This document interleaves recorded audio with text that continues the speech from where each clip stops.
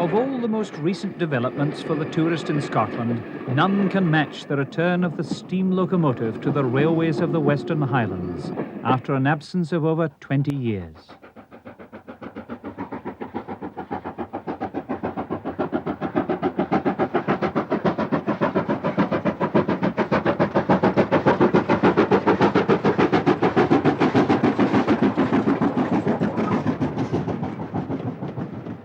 The tourist appeal of Britain's most scenic railways has long been recognised, but providing a steam service in these remote areas isn't easy.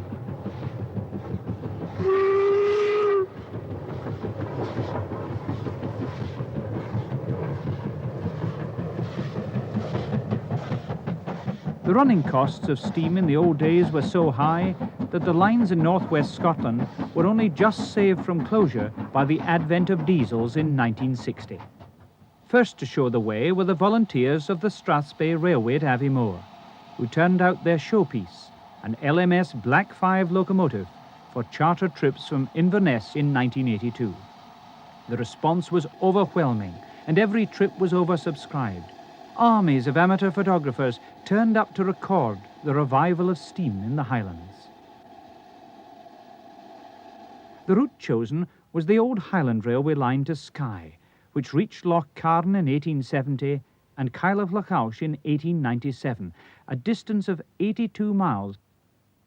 Inverness Station is one of the oldest in the country, dating back to 1858, when the line from Aberdeen reached the Highland capital and linked it to the railway network. Hanging in the station concourse is the bell that was sounded for the departure of the Aberdeen train. In this historic setting, Aviemore's Black 5 prepares for the trip to Kyle. The sandboxes are topped up, ready for the gradients that lie ahead, and the driver makes a final check of the running gear. All part of the classic ritual that lends an air of excitement to the departure of a steam train.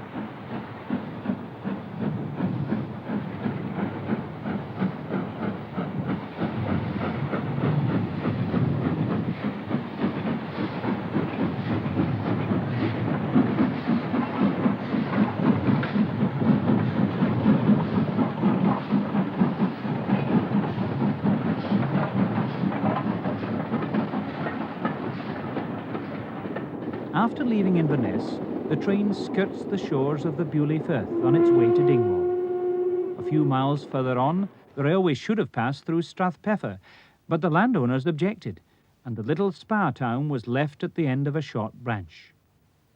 The main line was forced to make a steep detour at Fodderty, and trains slowed to a crawl as they slogged up 4 miles at 1 in 50 to the summit at Raven Rock.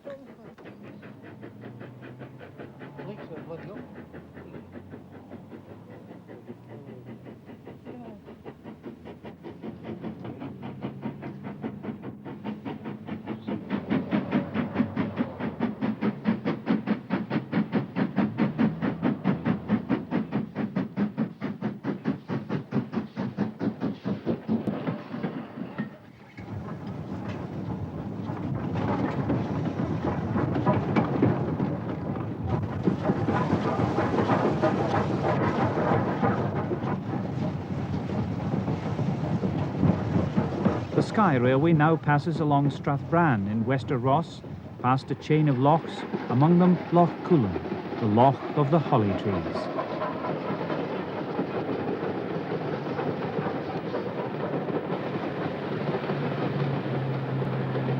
The normally quiet Highland stations shook under the onslaught of trainloads of enthusiasts discovering the Highlands anew. This is Garth, where the steam train has to wait to cross the regular diesel-hauled one on the single line from the Kyle.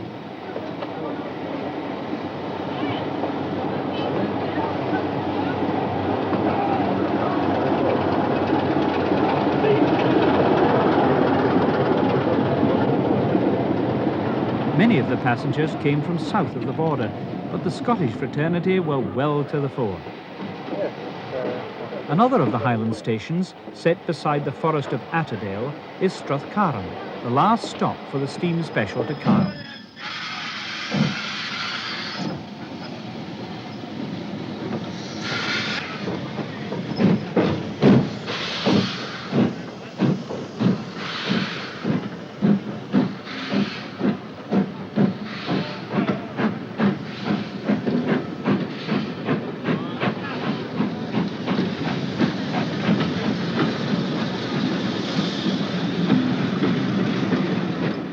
Bleak Torridon Mountains, reputed to be the oldest on earth, dwarf the Black Five as it steps out along Glenfinnan towards the sea lochs of the west coast.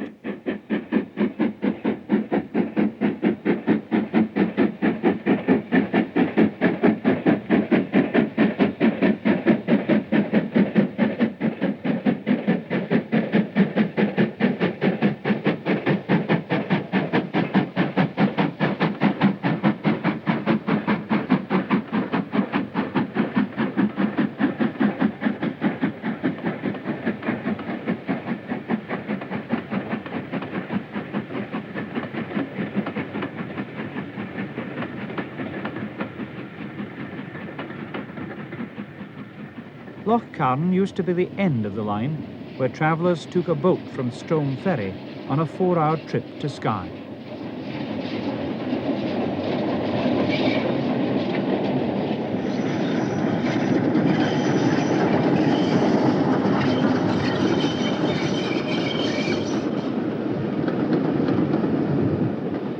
When the rival North British Company built their route to Mallaig, serving Skye from the south, the Highland Company, for fear of losing traffic, extended their line to Kyle of Localsh, reached in Victoria's Jubilee year of 1897. Here the Black Five pauses on the original Highland Railway pier, where the ferry crosses the narrow strait to Kylacan in a matter of minutes. Here too the steam excursion ended, and number 5025 started back past the Black Islands of Erboseg Bay along the 82 miles to Inverness, before returning home to the Strathspey Railway at Aviemore.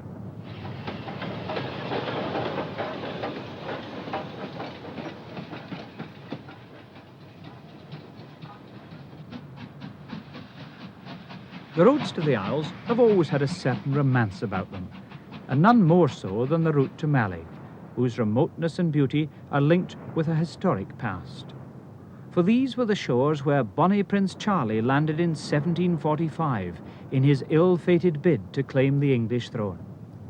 The monument at Glenfinnan stands at the spot where the Stuart standard was first raised by the rebel Highland clans, whose hopes for a Jacobite victory were finally dashed at Culloden in the following year. Against this stirring background, the traveller of today can journey the 42 miles from Fort William to Mallaig by train and enjoy a grandstand view of the finest scenery that any railway in Britain has to offer. What's more, the trip can be made behind a steam locomotive, not just for the occasional special, but to a regular public timetable throughout the summer.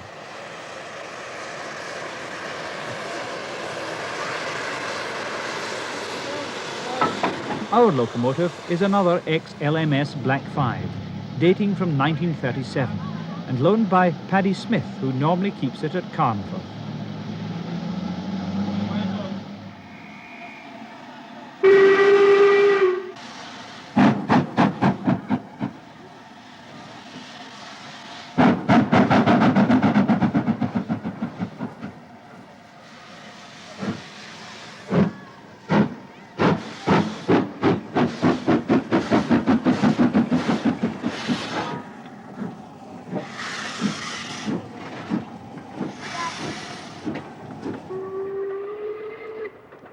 Soon after leaving Fort William, the scene is dominated by mighty Ben Nevis as the train skirts round the shores of Lochiel.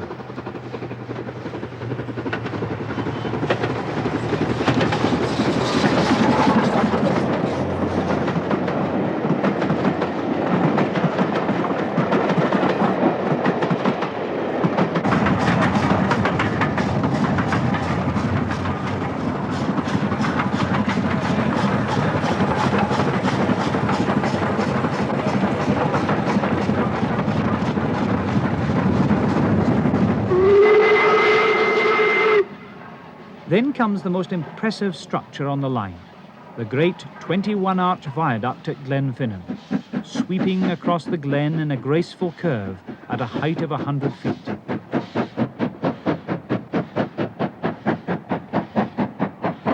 Dating from the 1890s, it's one of the earliest concrete structures of its size in the world. Passengers on the inaugural steam run were allowed to get out and watch from the hillside as the train crossed the viaduct again. A rare treat indeed, for this splendid scene is otherwise only accessible to the most determined hiker. The Black 5 sets off again and shows off one of its lesser-known tricks, gently blowing smoke rings down the glen.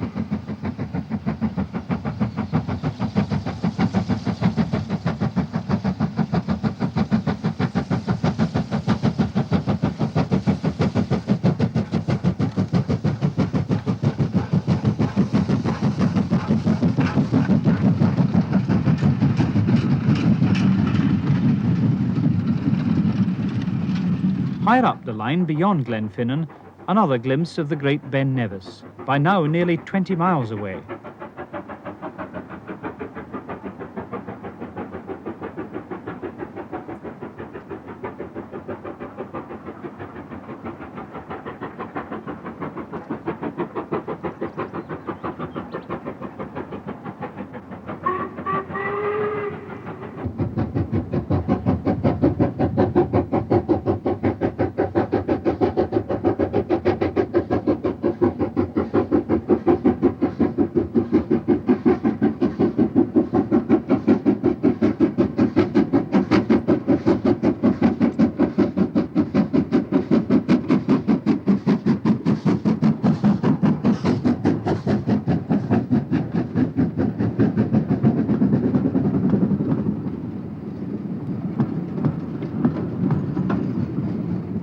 The railway is never far from water, salt or fresh.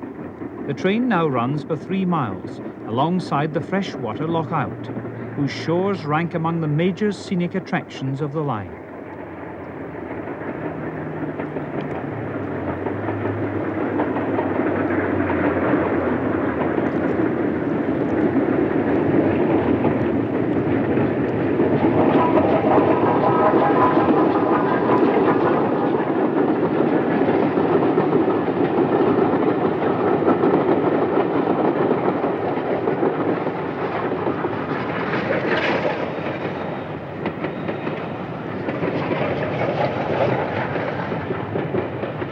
Jamming the narrow roads, the train photographers in hot pursuit. After leaving Lochalsh, the train climbs past the little kirk at Polnish on its way to Mallaig.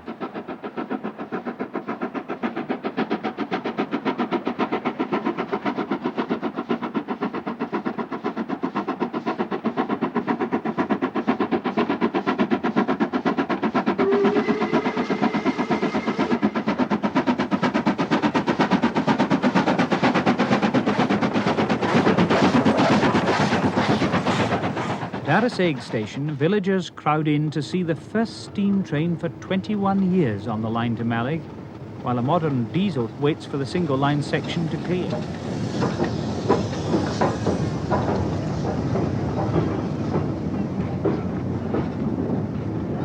For the locomotive crew, Colin Ross and Alec Howie, the comfort of a diesel cab is exchanged for a noisy, swaying footplate, swirling in coal dust and rattling continuously to the thump of the pistons.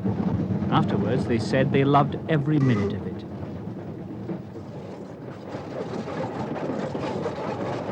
Next, a view of the famous white sands of Mora, gently warmed all year round by the waters of the Gulf Stream.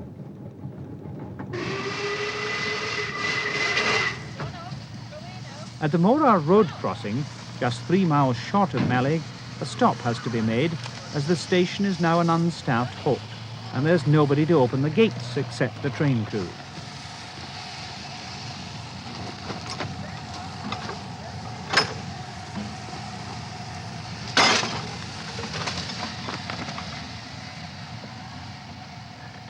A good chance, too, to give the locomotive a better grip by laying sand on the rail, for by now the sandboxes are empty after the constant gradients on the journey.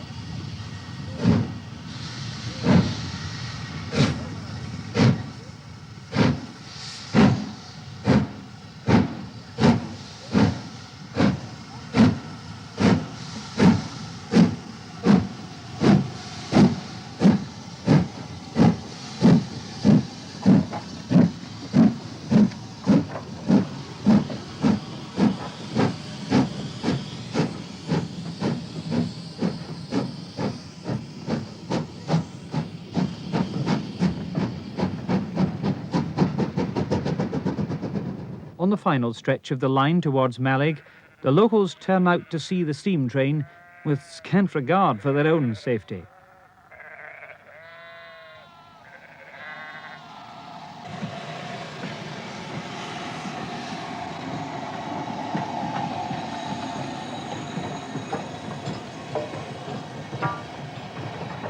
The train finally reaches Mallaig, directly opposite South Skye.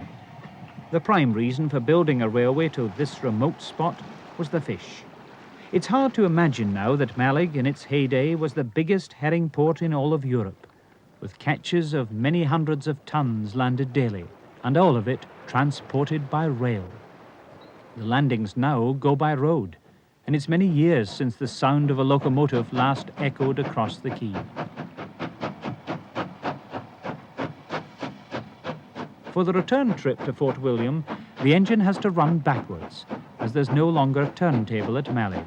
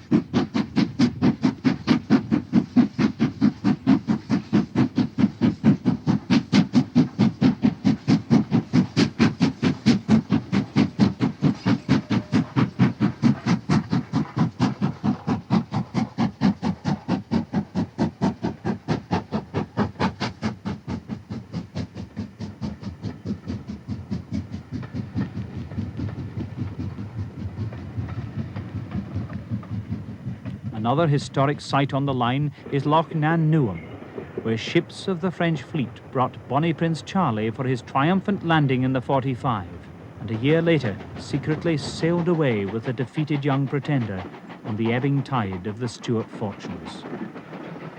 for students of railway history, the past has actually come alive with the appearance of Maude, a vintage North British Railway 060 locomotive built in 1891, and typical of the engines that worked on the Mallaig line when it opened in 1900.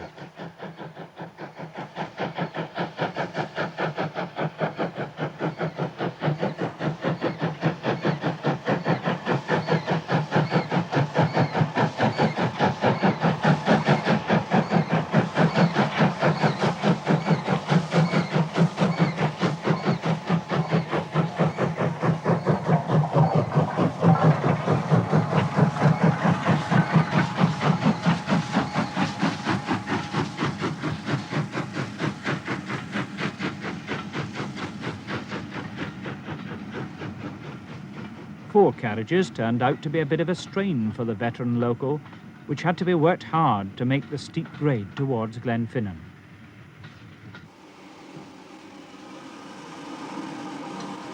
At the station, a stop was made to take water, and members of the Scottish Railway Preservation Society, who were responsible for restoring Maude to working order, carefully lubricate the running gear before proceeding further on this, Maude's most prestigious outing to date.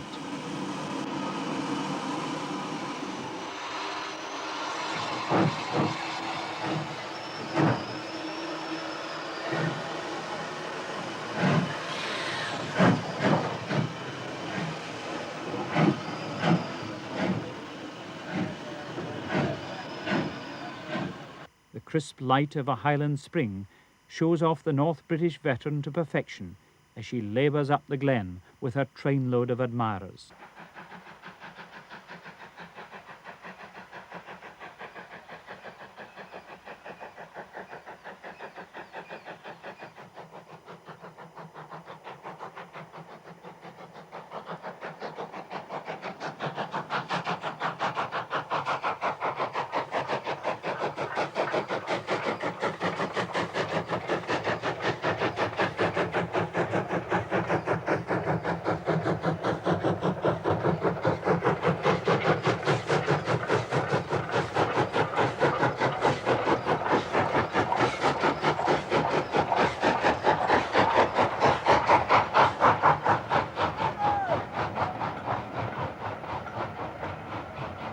An engine being driven too hard does unfortunately tend to shower the countryside with red-hot cinders, and a potentially dire result if immediate action is not taken.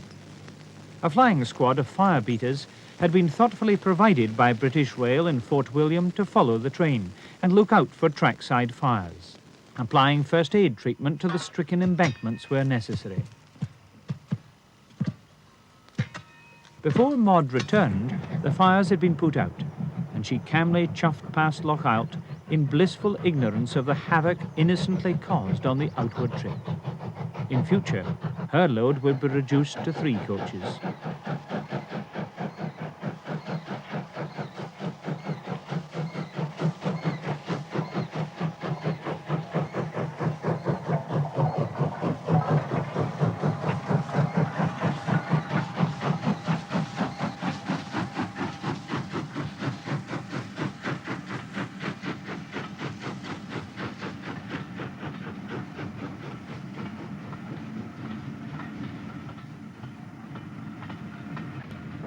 With a featherweight private charter of just 2 coaches, the Black 5 romps past Glenfinnan on its way to pick up a party arriving at Mallaig by boat.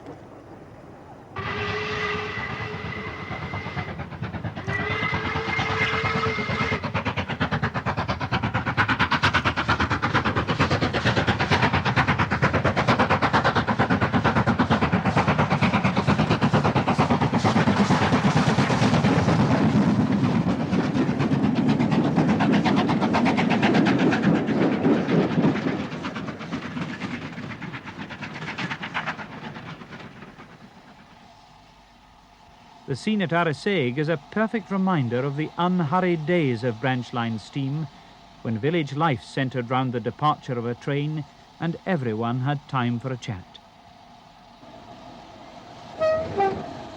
The arrival of a British Railways diesel for Glasgow brings us sharply back to the present day.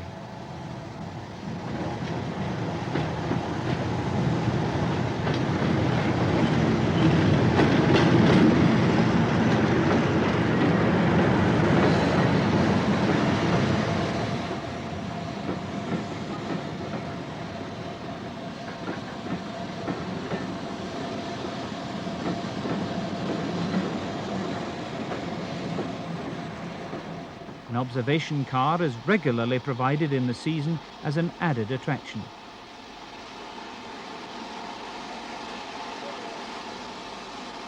The token for the single line is handed over and the Black 5 is ready to go.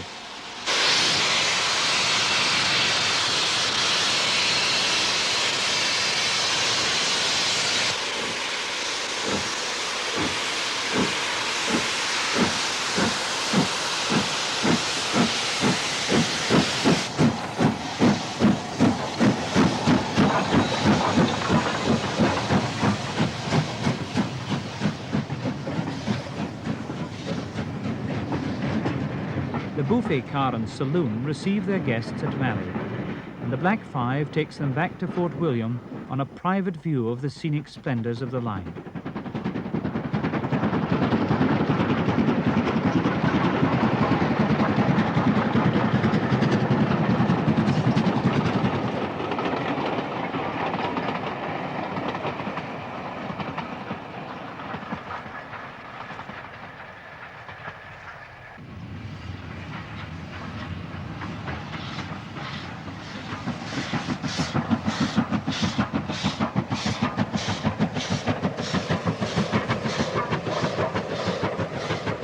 Steam-hauled tour of Scotland's finest array of lakes and mountains can now be enjoyed 3 times a week by anyone who cares to turn up at Fort William and buy a ticket to yesterday.